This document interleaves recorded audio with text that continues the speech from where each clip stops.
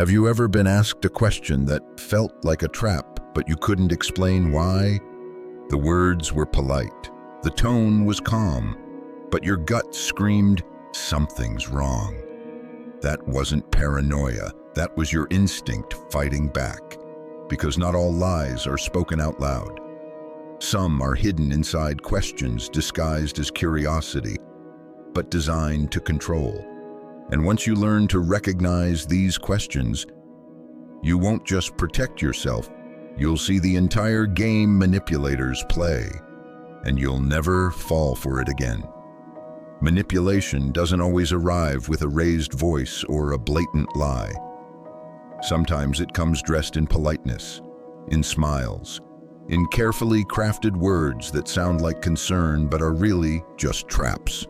These kinds of questions aren't asked to understand you. They're designed to twist you, to make you second-guess your reality. And once you really see it, you can't unsee it. The world looks different. Clearer, sharper, a little colder, but a lot more honest. So let's walk into that clarity together. Armed with the wisdom of Stoic philosophy, we'll uncover how to stay grounded in a world built to throw you off balance. Let's start with a classic. Why are you being so sensitive? Now, that might sound like someone just trying to understand your emotions, but more often, it's a gaslight grenade tossed with a smile and a shrug. What they're really saying is, I'm about to cross your boundaries, and I want you to feel ashamed for noticing. Seneca once wrote that we suffer more in imagination than in reality, and that's what this question weaponizes. It doesn't point to a flaw in you, it exploits your imagination, making you doubt what you felt so clearly just moments ago. But here's the truth. Sensitivity is not weakness, it's awareness. And awareness is dangerous to a liar, because the person who feels deeply also sees deeply, and they notice cracks before things fall apart. Marcus Aurelius once said, "If someone can prove me wrong and show me my mistake, I will gladly change, for it is the truth I seek." So the next time someone calls you too sensitive, ask yourself, are they helping you grow, or are they trying to disarm your intuition? And if you want to shake their game, look them in the eye and say, I'm not being sensitive, I'm being observant. Does that make you uncomfortable? Watch what happens. The truth often makes masks fall off. Next comes the soft-spoken trap. You trust me, right? It sounds sweet, harmless even, but it's not a question, it's a demand. And when someone demands trust instead of earning it, that's your red flag, because real trust isn't built on pressure. It's built on consistency, on time, in truth. A trustworthy person doesn't ask you to ignore your instincts. A manipulator does. Because if you start thinking for yourself, if you start asking questions, their lies begin to crumble. Epictetus once warned, it is impossible for a man to learn what he thinks he already knows. That's the kind of insight Stoic philosophy offers, timeless, grounded, and razor sharp. So when someone drops that line, you trust me, right? Take a breath and calmly say, trust is earned through consistency. Are you asking me to ignore my judgment? That one hits hard because it puts the power back in your hands.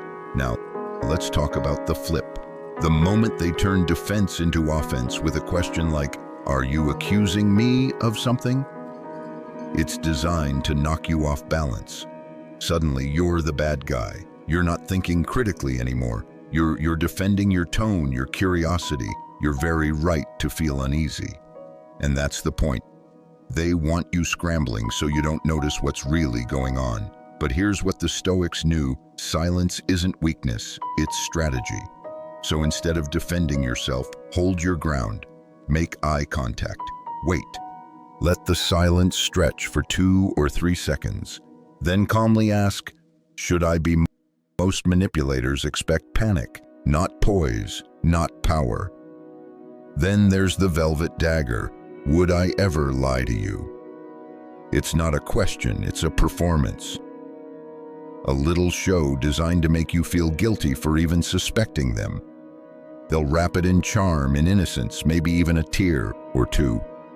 But pause for a moment and ask yourself, why would someone need to say that unless they sensed you were getting close to the truth? The Stoics warned against speculation. They believed in observing what is not what someone wants you to believe. So instead of answering, turn the spotlight back where it belongs. Say, that's not the question.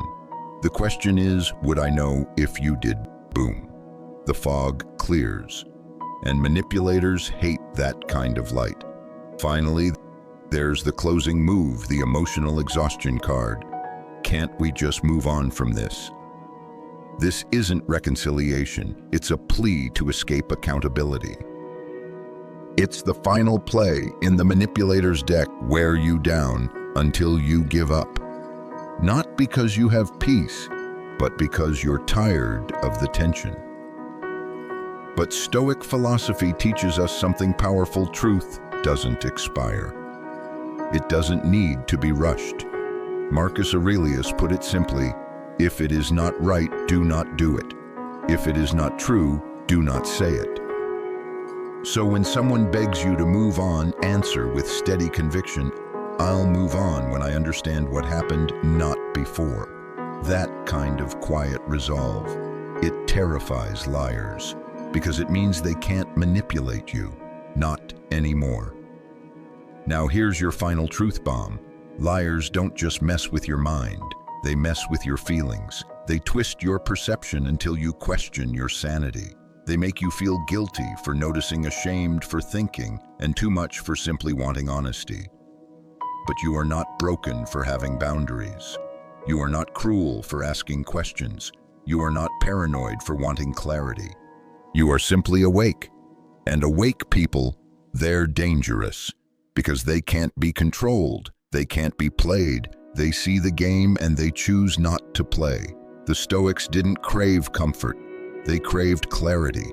They trained their minds to stay sharp in a world that blurs the lines. Because they understood something profound, the one who sees clearly becomes unshakable. He doesn't chase approval. He doesn't beg for loyalty. He doesn't explain away his standards. He stands firm, calm, grounded, free. So remember these questions. Each one is a chess move meant to knock you off your square. Each one is bait, sugar-coated and dangerous. But now you know the rules. You're no longer a pawn. You're the player. And pawns, they get sacrificed. But players, they win. So here's your fire drill of truth. The next time something feels off, stop and ask, is this about truth or control? Would Seneca or Marcus put up with this? If my friend were in this situation, what would I tell them? And if the answers sting, trust them. If your gut clenches, honor it. Your instincts aren't broken, they're under attack, but you're ready.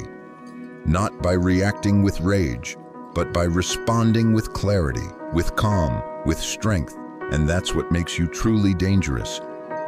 Because the moment you can sit calmly before a liar and see straight through them, you've already won. Thank you for reading. If this resonated with you, hit like, subscribe, and join us for more. Because once you start seeing clearly, there's no going back.